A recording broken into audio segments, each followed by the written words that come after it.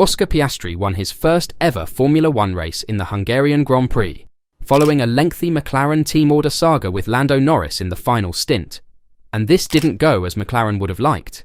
It was a total chaos. For about 20 laps we were all treated with numerous radio messages from McLaren, Norris and Piastri, and not even one message was positive. What is going on at the Papaya team? Are they strategically failing in a tight drivers and constructors championship? And even more important, Norris blasted his team after conceding the place. But wasn't this the same guy that merely 24 hours before the race said this? "I still want to make jokes and have fun and laugh, and I don't care what people say. I'm just enjoying my life. Simple as that. But when I put my helmet on, I don't care what people say. I'll do what I've got to do to win. It's quite simple." Didn't really work out that way, I guess. So, what went wrong? Piastri dominated the whole race after gaining the lead into turn 1, building a comfortable lead over teammate Norris in the opening stint and into the first pit stop. In every condition, we had the race under control to get the 1-2. "I don't remember when McLaren's last 1-2 was," Piastri explained.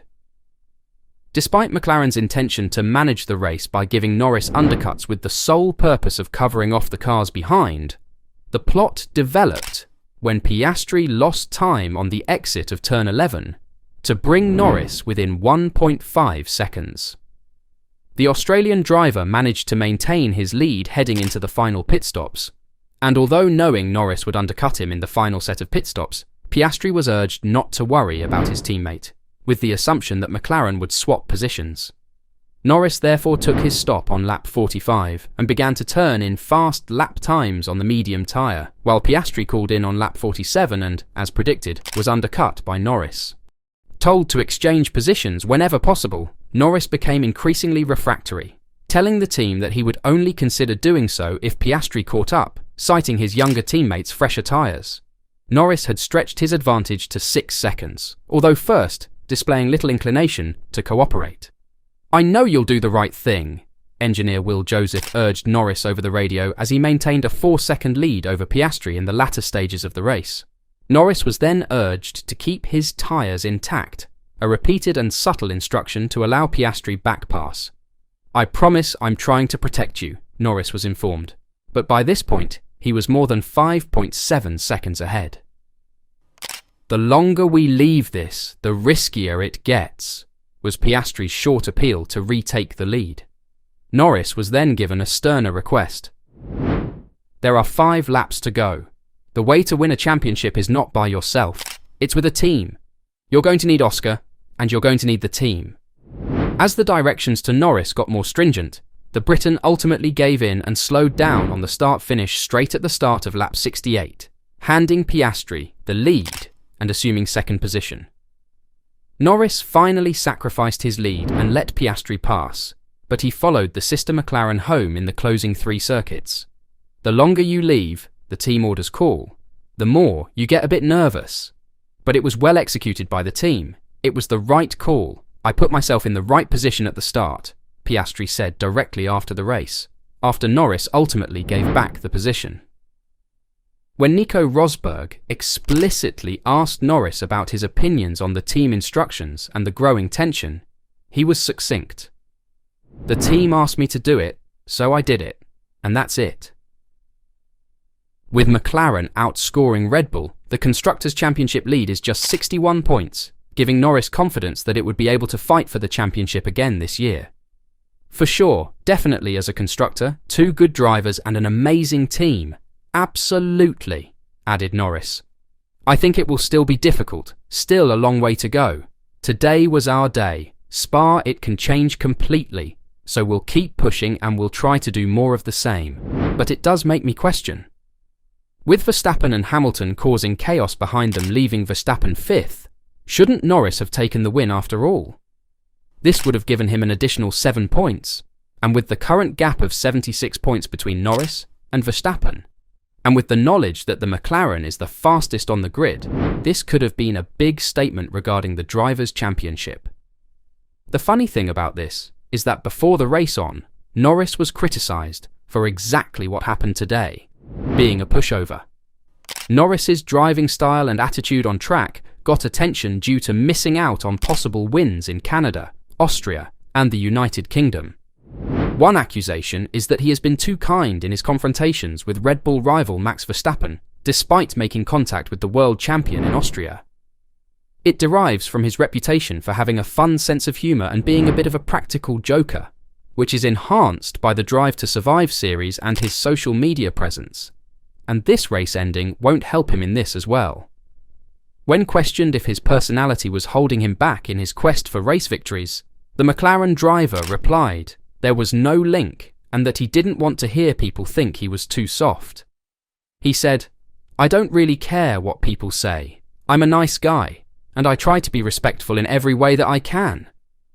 But that has absolutely zero relevance for what happens on track. As much as people want to just come up with their own thoughts and talk about these things, what happened 10 years ago and 15 and 20 years ago was completely different to now.